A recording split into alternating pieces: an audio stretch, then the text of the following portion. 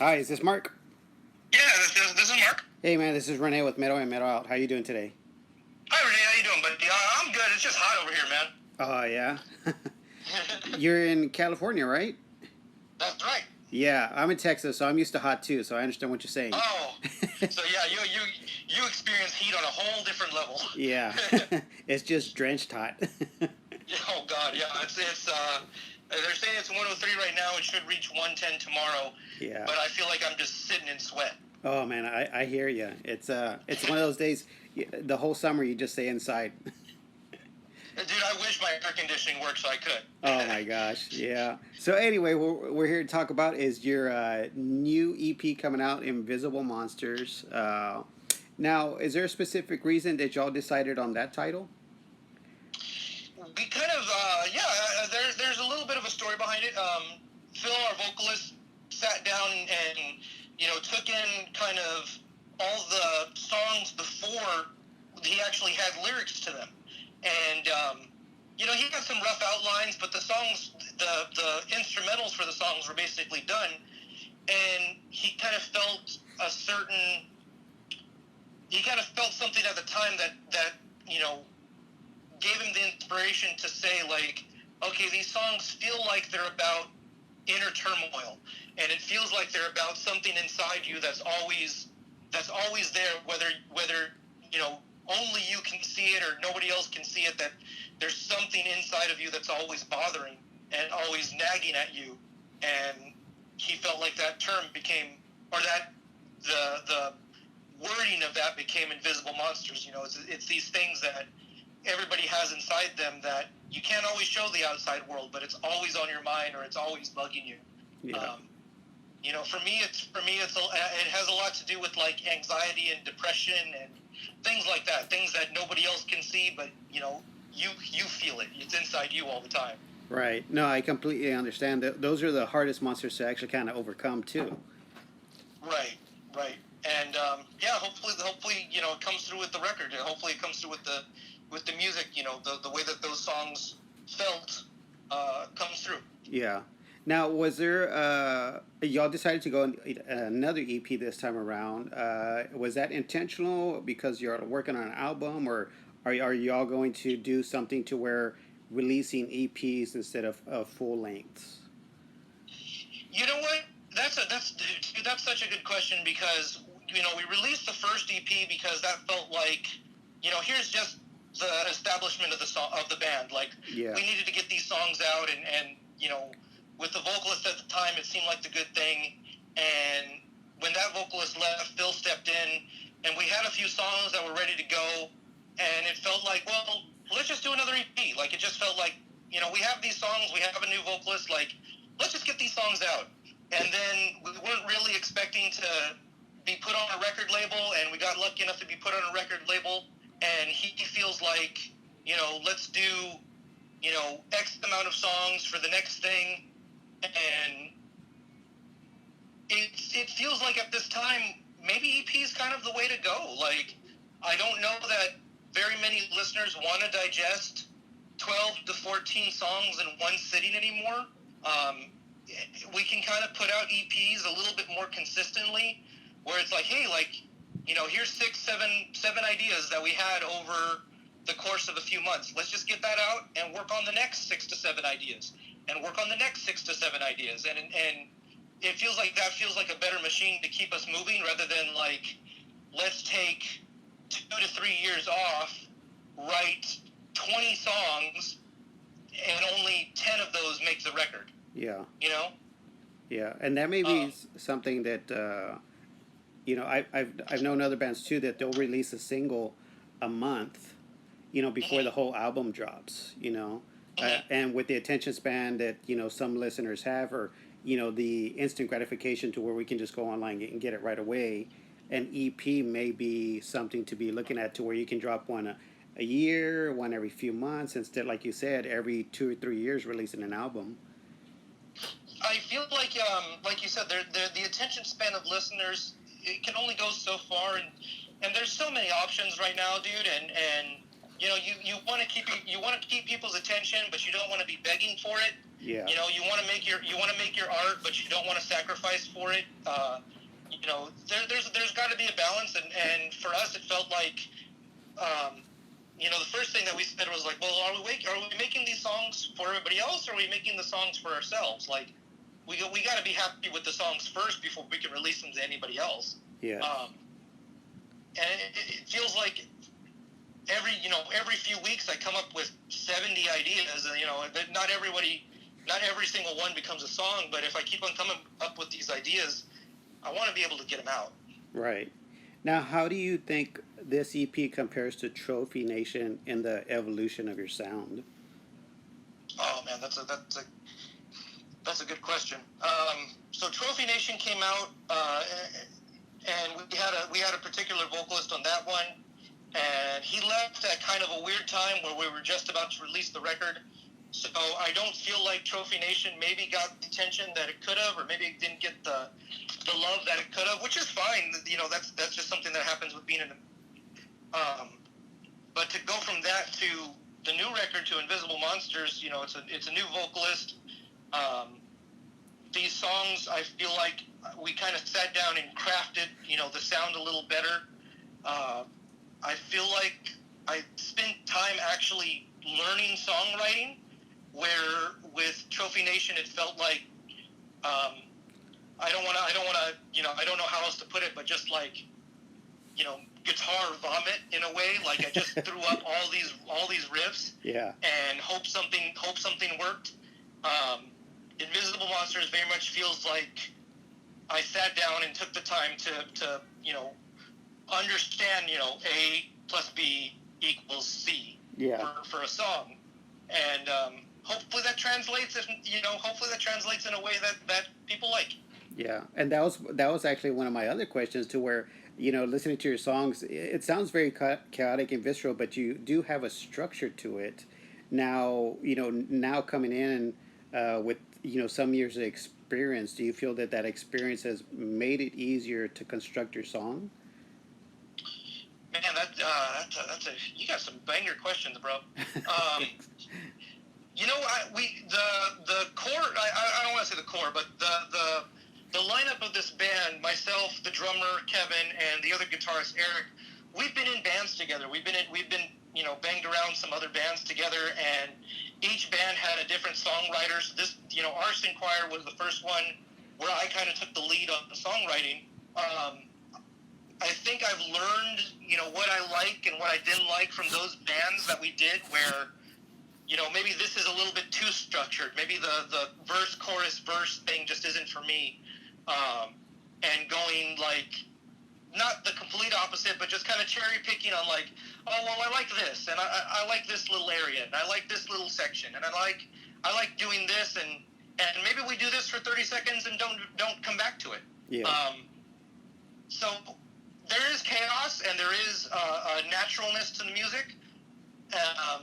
I don't necessarily go in thinking, hey, let's make a really catchy chorus. Like, I usually just go in like, let's just make something that bangs. Like, let's make something that, like, I can move around to. Yeah. And y'all captured that somehow, because my first experience actually from y'all was the single Vanisher, and the sound and the raw energy has, I guess some would describe your band kind of more mathcore, but the vibe that you gave off was this punk angst, to where, I mean, it's just, it really, really gets you moving. Bro, I really appreciate that, man. Like, you have no idea how much saying something like that means to me. Yeah, the mathcore thing, that's very much what we're what our feet are into, and what our feet are kind of solid, concreted into, and I'm totally okay with that. I love mathcore, and I love mathcore music. The problem is I'm not a mathcore guitarist. I'm not super tech. I'm not that good. Really, the punk thing is because we try to have kind of a punk mentality and a punk ethos, and it's kind of like, you know what, we're gonna do what we're gonna do, and if you like it, cool. If you don't like it, that's okay too. But we're gonna go have fun over here. Yeah. And I'm glad that comes through, bro. I really appreciate that you see that, because the punk thing has kind of come up a couple times, and it may not be in the sound necessarily, but I hope it's in the message, and I hope it's in the visuals and the mentality of what we do, because you know a lot of the quote unquote hardcore bands kind of lost that punk edge and kind of lost their way in being like, no, we're gonna do what we want, and that's it. Like there's no compromise, and that's more punk to me than anything. It's not being able to go, we're not going to compromise what we want to do or what we believe in just to fit on a show or just to fit on a record label. I feel like that's very punk to be able to not fit in, be able to stand out on your own and stand on your own 2 feet that way. Yeah, yeah, and that's what I loved about the, like I said, initially Vanisher. I mean, I've been listening to music. Well, I mean, of course, I grew up listening to music. I'm already 45 years old, and I grew up, with the punk hardcore music scene, and that was like my biggest influence. And some bands you can listen to, and they're like, okay, yeah, this is good. And then there's some other bands like, holy shit, they're doing something badass, and I want to know more about this, which is where Vanisher kind of hit me too, to where it's like, man, this what you got going on is a you have that punk vibe, but also with the sound, and it's very. I'm very interested and eager to where y'all are going to be heading. That's just me personally. Thank you, dude. Thank you so much, because for somebody that listens to a lot of music, for you to be able to say that about my little band, like you have no idea how much that means to me. We've been lucky enough to have guys that just got introduced to hardcore all the way up to like been in hardcore 20 plus years, and I just appreciate every single person that's like, yo, your band's pretty good. Yeah. And it just means a lot to me. Oh, good. You're welcome, man. So just to get to a little bit more history about yourself. When you were growing up, what bands or musicians were kind of like your biggest influence that you decided is like, what, I want to do this too. It's funny you say that, because I'm in a weird time where I'm kind of going back to those bands, and I'm kind of going back to those musical artists. Like, I love music right now, and I love a lot of the stuff coming out. There's some bands that I obviously take influence from, like Every Time I Die and Dillinger Escape Plan and The Bled. Bands like that are a little bit more modern. But it's funny that you say that, because I was just going back and listening to like Mudvayne. Yeah. And because I before I played guitar, I played bass, and the rhythm section in Mudvayne, the bass and the drummer, oh my God! Like, I forgot how amazing that combination is. Right. Stuff like that, stuff like Korn, like old Korn. That first and second record, Life is Peachy, and I think it was the self-titled. Those kind of set me in the direction of like, you can make dissonant sounding music sound good. Like, you can make weird sounding music appealing in a way that's not just like a gimmick, I guess. Right. It just hit me in a way that kind of resonated and continued on. And then when I got into like hardcore and metal, like real hardcore music was like Throwdown and Bleeding Through and 18 Visions, just because they were all in the Orange County area. So it felt like, these bands are just down the street from me. I can kind of connect with them that way too. Yeah, for sure. So being where you're at right now, how has the scene been responding? I mean, musically, I mean, there's a whole lot of stuff, kind of shut down. But I would think that because we're somewhat stranded, there's going to be a whole lot of music coming out from everybody. Yeah, and that's a difficult one, because with everything shut down, nobody can play shows. A lot of people aren't working because of that. We have a lot of friends in bands that are local to us. A lot of good friends that are doing their best to stay afloat, working whatever way they can. The problem is that life happens. Things happen, and sometimes music and your band gets kind of pushed aside because of that. And I'm not saying that a lot of bands are going away, but I will say that there's going to be a lot of good bands that rise up and can come through this situation better, I would hope. Yeah. It's a good time to be putting out content. It's a good time to be writing music, if you can. But yeah, there's just not a lot of bands that are able to meet up the way that we used to. Everybody wants to be safe, everybody wants to be, vigilant and smart. I have to say that word. They're trying to be smart about everything going on. But it's complicated out here. I think that's the best way to put it. It's complicated to continue being able to do a band and live. Yeah, and that seems to be a struggle even before COVID. It's for a band to get known and get the proper exposure is usually always a challenge because there's of the easy access that we have now. But for yourself, has been some of those challenges that kind of, or how did you overcome those challenges to where now you're able to get a record label, now you're becoming a little bit better known? Was there like a whole lot of groundwork beforehand, or do you think luck had something involved in it? I definitely think that there's. Hang on, my dog's going nuts. That's all right. I definitely think that there's definitely a lot of luck in just playing music and just being able to do what we do. In Los Angeles and Southern California and Orange County, there's a lot of options. There's so many options to go see shows and go see bands and see live events. That not every band gets lucky enough to do it. To do what a lot of the larger bands get to do. Even the way I try to break it down is I try to break it down into tiers. Low tier, mid-high tier, and then high tier, stuff like that. Yeah. Yeah, there's a lot of luck involved. We got lucky getting on a few shows with a band that we really like called Pressure Cracks. Pressure Cracks, turns out that the guy owns his own label. He really enjoyed what we do and connected with us, and that led to being able to get on his label. And I feel like none of that would have happened if I didn't reach out and just sent a random Facebook message like, hey, would love to be able to jump on the show if possible. And the guy got back to me. And it's as simple as that. Like, I hate saying, like, luck, but at the same time, it is lucky. It's also kind of, if I didn't do A plus B, if I didn't have the music, those shows wouldn't happen.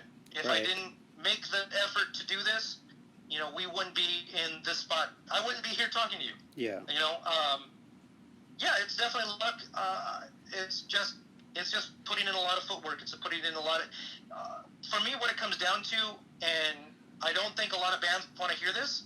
Just go be a dude. Just go be a bro. Just go be a friend to somebody. Like, don't go in the intention of like, hey, I'm gonna go do this so I can go make money. Like, no, just go be a dude. Go hang out and be chill. And I really can't put much more emphasis on something like that. Like, a lot of the stuff that we've been lucky enough to have is because we just go and hang out and try to make friends. Yeah. And that's really a lot of what it comes down to. Yeah, we got this band and it's cool and we make some interesting music for some people, but 90% of that is just go be a dude. Right. And as a fan myself, and I'm sure of course you're a fan of music too, to where you will always remember the bands that you go see that the band hung out at the merch table or within the crowd and talked to everybody and just had a good time. And you're always going to remember those things. You're always going to say positive things about that band and promote that band, word of mouth. And then of course on the flip side, if somebody was not the nicest person, then next time they come around, they're like, no way, we ain't gonna go see those people. They were this and this, when they came down. So word of mouth and just being a decent human beings goes a long way. Yes, I completely agree. And those things, those are the things that I feel like fans and even just random people will remember. And that's why, I started with this. Like, anybody that talks to us, anybody that talks to me specifically, I do my best to spend time with them and interact and just be a friend. Because at the end of the day, like, I don't do this for likes. I don't do this for follows. I don't do this to be some big, rock star. I do this because I need to get this off my brain. I do this because if I don't get these riffs out, I feel like I'm not healthy. Like, I got to get these ideas out. Right. And that seems to be the running undertone for pretty much anybody that's artistic, anybody that's a musician. You have to put this out, otherwise it'll drive you crazy. Yeah, 90% of this band is just a mental release. It helps me get a lot of the stuff that I'm going through, a lot of the stuff that I'm dealing with.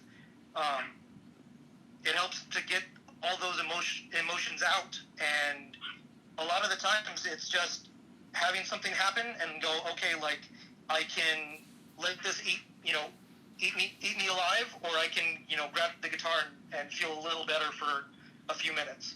Yeah. No, I completely understand. For musically for yourself, guitar wise, how did it take a while to develop your style, or did it come pretty naturally, the sound that you wanted to achieve? Oh man, that's a good one. You know what? I think a lot of guitar players try to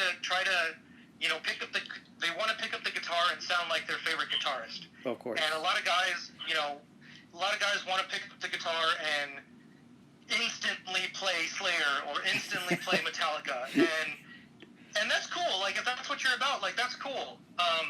But one of the things that I learned very early on was, nobody's going to sound like you. Nobody's going to sound like what you want to do. And that's something that I had to force myself to do is I didn't want to grab the guitar and sound like, what everybody's sounding like. I needed to sound like me. And I think a lot of guitar players, a lot of musicians in general, forget that nobody's going to sound like you, and nobody's going to sound like what you want to do. I think that's important. Yeah, very cool. So, hopefully eventually, this next coming year, concerts will eventually start back up. Besides playing live for yourself, what are you looking forward to the most? Oh, man. Really just being able to see my friends again, really just being able to hang out and go to shows and be able to have some sense of normality come back to Southern California and the hardcore scene would be nice. Touring is always a priority, but touring has become kind of secondary compared to just being able to release content and continually keep the machine moving. But just some kind of sense of normality. Really, we haven't been able to go to any shows in a while, and it'd be nice to be able to go to those shows, go see my friends, go see a lot of the people that need to be working. There's a lot of people that aren't just the band and the musicians that make a show happen. Right. And it's hard to see them not being able to work. Yeah, everybody behind the scenes that makes the show happen. Yeah. There's a whole group of working people that are behind the scenes that don't get the praise that a lot of the bands get, and the shows can't happen without those people. The management, the promoters, the stage hands, the techs, the security. Like, we've been able to be lucky enough to make friends with a lot of those people, and none of them can work right now. Yeah, it's a shame. So hopefully everything gets back to normal soon. So, almost concluding our interview, besides pre-ordering the new EP, which I've seen that you also have some bundles on the website, how else can fans support the Arson Choir right now? Really, the best thing you can do is go to waragainstrecords.com and grab something. We appreciate, every sale gets some kind of love, and you're not just getting a T-shirt. You're getting stickers, you're getting picks that we use, you're getting all kinds of stuff. So it's not like we're not trying to make a gigantic living off this thing. This is just getting us to get to the next record. Other than that, go to the YouTube, go to the Spotify, check us out. That's the best things. That's the best things you can do for any band right now. Any band deserves that kind of support. If you really care about them, the best thing you can do is just give them a little bit of attention. You know, $5 can go a long way for a band right now. Oh yeah, for sure. I always, anytime a band comes to town, I always try to buy a shirt. If I'm gonna buy the CD, I'll hold off till they come into the town. Because I know that's the majority of where the income comes, where it goes to actually support y'all. To make it to the next show too. Right. Yeah. No. Anytime that any bands that we love, we try to show them some support.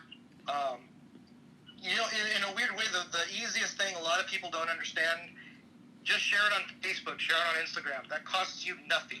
Right. That costs you 30 seconds of your time, and maybe that 30 seconds of your time turns into 17 new fans for this little band that was just getting by. Yeah.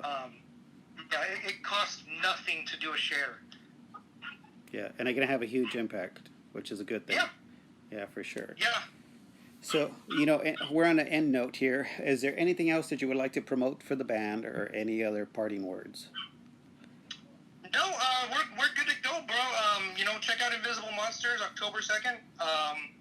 Thank you so much for having me on here. Like, I really appreciate it. Anytime I can do something like this, I try to make sure I have as much time as possible set aside so I can do these kind of conversations. Yeah, well, I appreciate it, Mark. No, thank you so much again. I'm glad to do this, and I really appreciate you liking the record. Yeah. Hopefully we can make it up. Hopefully we can make it up to Texas pretty soon. One of these days, man. We'll hang out. All right, Mark. You have a great day, and I wish you the best on release day. And myself, I will try to promote it as much as possible because I'm a fan, man. It's awesome stuff that you got, and it's very raw, very infectious, and like I said, I can't wait to see what y'all do next. Awesome. Thank you, buddy. I appreciate it. Thanks. You take care. You too. Bye.